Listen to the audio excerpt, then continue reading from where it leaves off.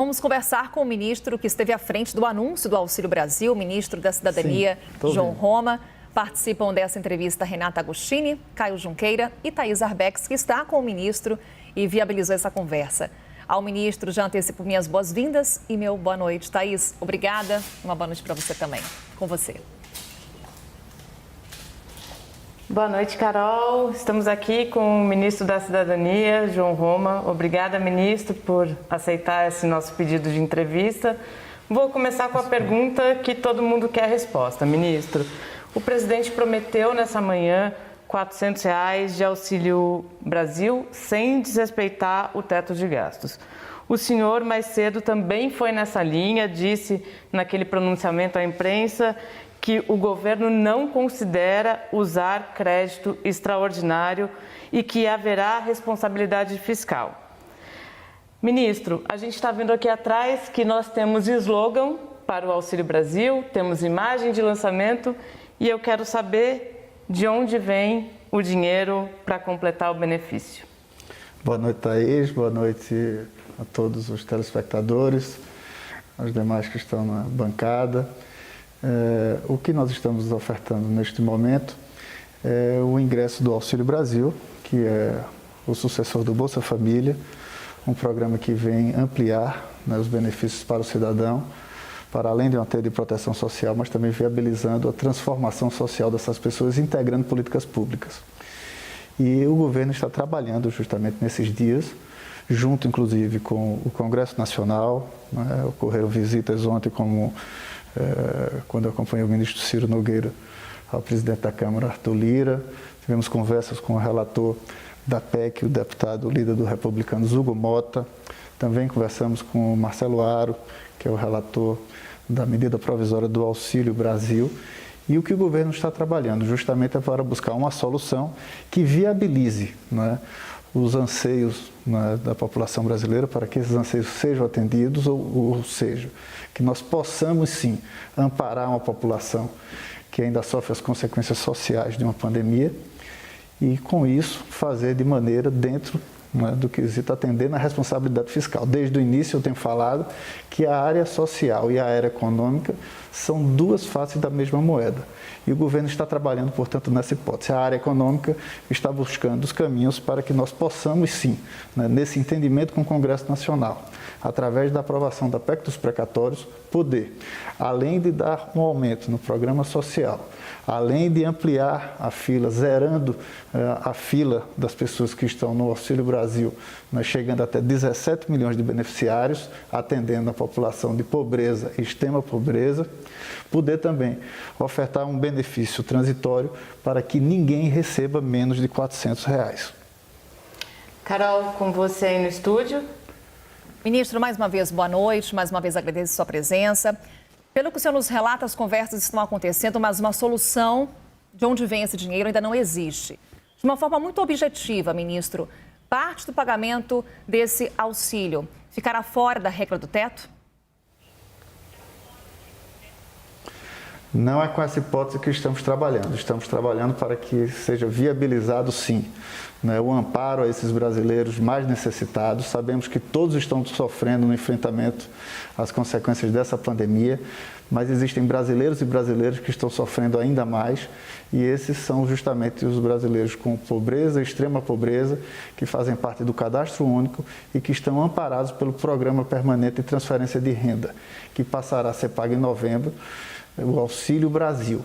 E é através desse programa que nós vamos sim dar a resposta a essa população.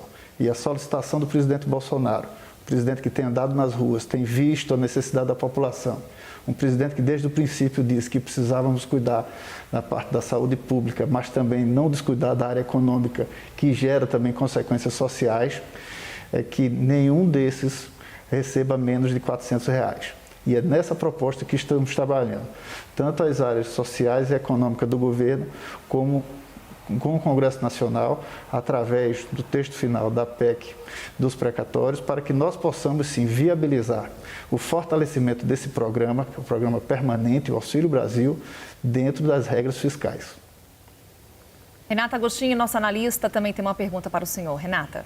Ministro, boa noite. Eu vou seguir nesse ponto, porque é o que todo mundo está se perguntando. Como que opera essa mágica? Se vai ficar dentro do teto de gastos, se vai ter responsabilidade fiscal, como acha o espaço? Porque mesmo sendo um auxílio temporário, tem que ter espaço ali dentro. Há a possibilidade de se antecipar, então, a revisão do teto de gastos, se mudar antecipadamente a regra do teto de gastos, aumentando esse espaço? Boa noite, Renata. Agora há pouco mesmo, na programação da CNN, eu vi falas do ministro da Economia, o meu colega Paulo Guedes, comentando duas hipóteses acerca, né, do surgimento de recursos para fazer jus a essa necessidade dos brasileiros mais necessitados. Então, portanto, nós estamos trabalhando sim nessa tese, né, como uma das hipóteses. A área econômica, que cuida justamente desse, né, requisito, vai justamente viabilizar, né, toda essa equação junto em entendimento com o Congresso Nacional. Eu tenho me dedicado muito, né, justamente nessa conexão, nesse enfrentamento à pandemia. Né, o Ministério da Cidadania, que é o braço social do governo Bolsonaro, ele busca justamente amparar esses brasileiros mais necessitados. E estamos fazendo isso, integrando políticas públicas, tratando da primeira infância, da política de segurança alimentar e nutricional, podendo interligar várias questões, como o Alimenta Brasil, né, trilhas de emancipação, como o auxílio inclusão, que ao invés de punir aqueles que consigam, por exemplo, a oportunidade de trabalho, possam viabilizar e fortalecer uma emancipação para que eles possam, sim, ter mais condições, que eles consigam melhor qualidade de vida para suas famílias. Estamos trabalhando nessa tese. O Auxílio Brasil, portanto, vem para fortalecer esse amparo social do governo perante esses cidadãos mais necessitados.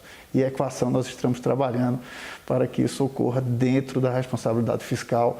Essa é uma tese que estamos trabalhando arduamente há vários meses, junto com a equipe econômica, junto com outras áreas do governo, com a participação, inclusive, de outros ministros e também com a colaboração de líderes no Congresso Nacional.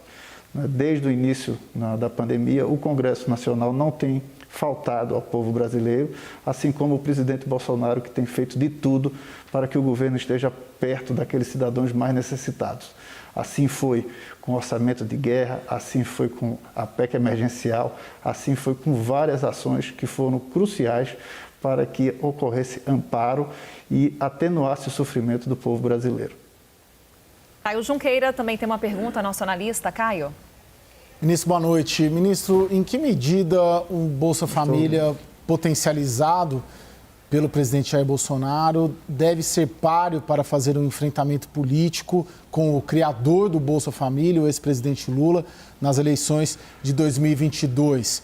Em outras palavras, Bolsa Família potencializado por Jair Bolsonaro deve virar um ativo político importante nas eleições de 2022, na campanha à reeleição do presidente Jair Bolsonaro?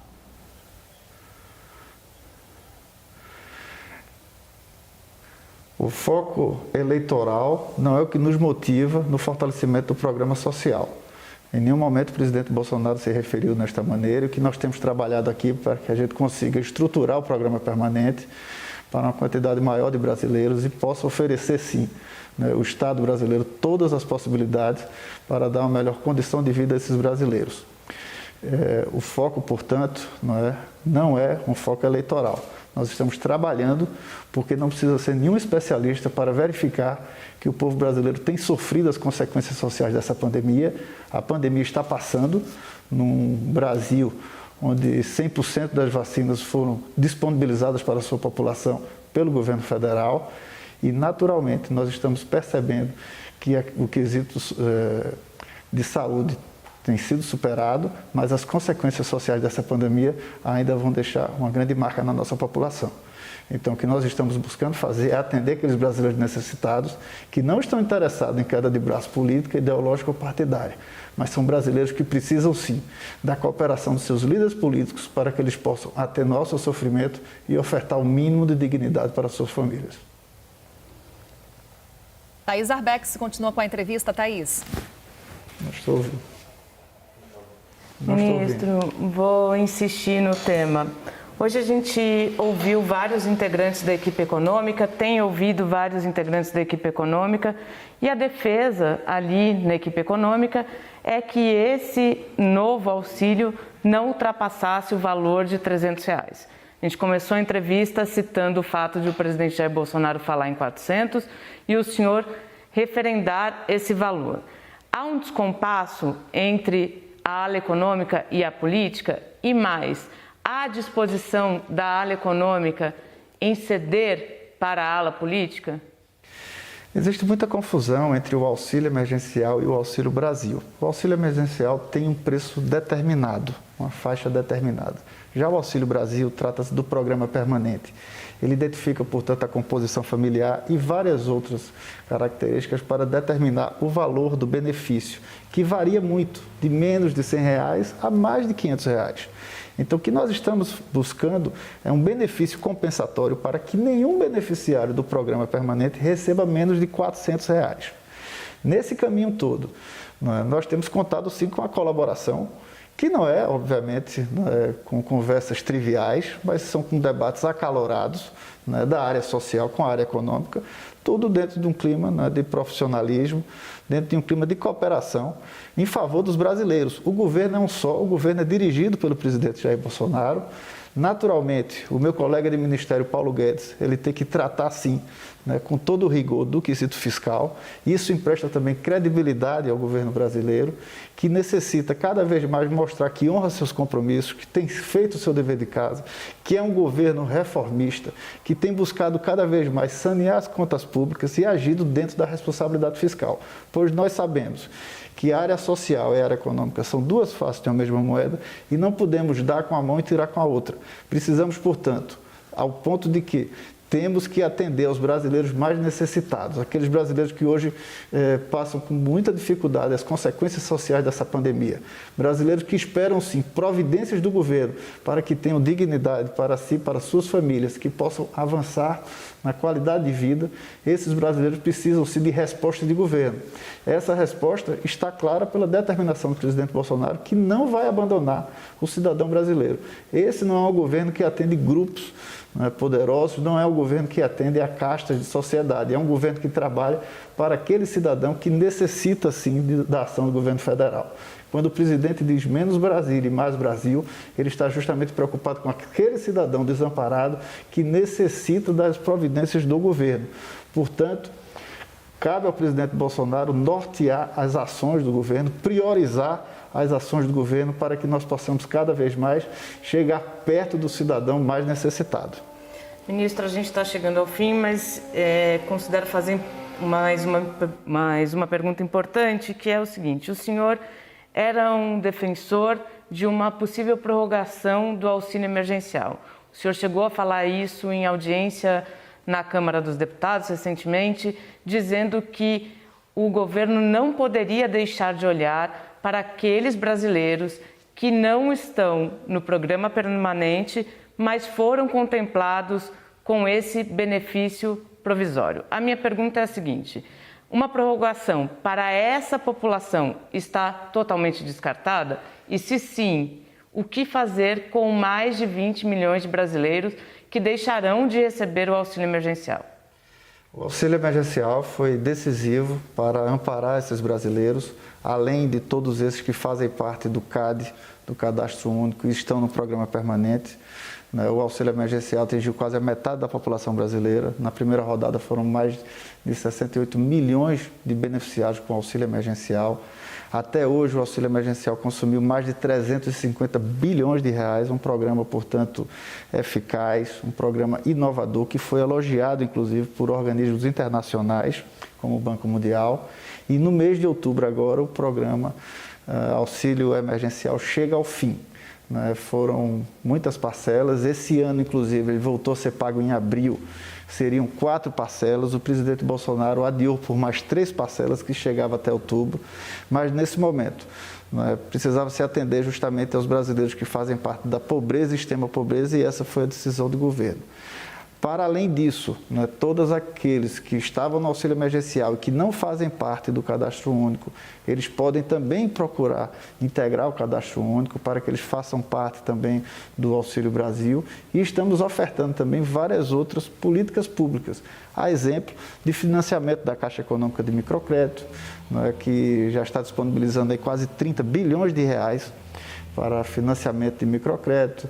Nós temos outras políticas públicas que estão sendo direcionadas justamente para que a gente consiga avançar na nossa economia, fazer o Brasil crescer, voltar à situação de normalidade, ofertar, portanto, várias ferramentas, como ocorreram, inclusive, no ano passado, com o apoio do Congresso Nacional, em várias medidas, como o financiamento de empresas, a manutenção de muitos empregos. Esse ano, inclusive, já conseguimos retomar uma grande quantidade de empregos, esses dados estão comprovados no CAGED.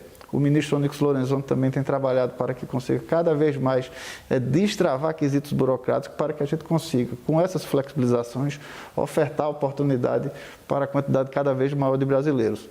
É uma medida que cada vez mais nós sabemos que a população tem sofrido. O presidente Bolsonaro alerta desde o princípio que precisamos cuidar da área social e também da área econômica, que gera consequências também muito drásticas à sua população. O mundo inteiro tem sofrido com as consequências dessa pandemia.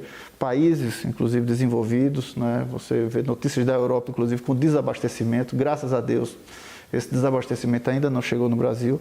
Então, são providências muito sérias, pois nós tratamos justamente de pessoas que estão sofrendo ainda mais as consequências dessa pandemia, e nós temos cada vez mais que nos focar naqueles brasileiros que são os mais necessitados. Além daqueles que tiveram as consequências econômicas, tendo suas atividades profissionais afetadas, que são os profissionais liberais chamados invisíveis, nós temos também que dedicar toda a atenção nas pessoas da pobreza e extrema pobreza que estão vinculadas ao Auxílio Brasil. É isso, ministro. Eu agradeço mais uma vez a sua disponibilidade de nos conceder essa entrevista. Carol, com você. Mais uma vez, obrigada, ministro. Obrigada, Thaís.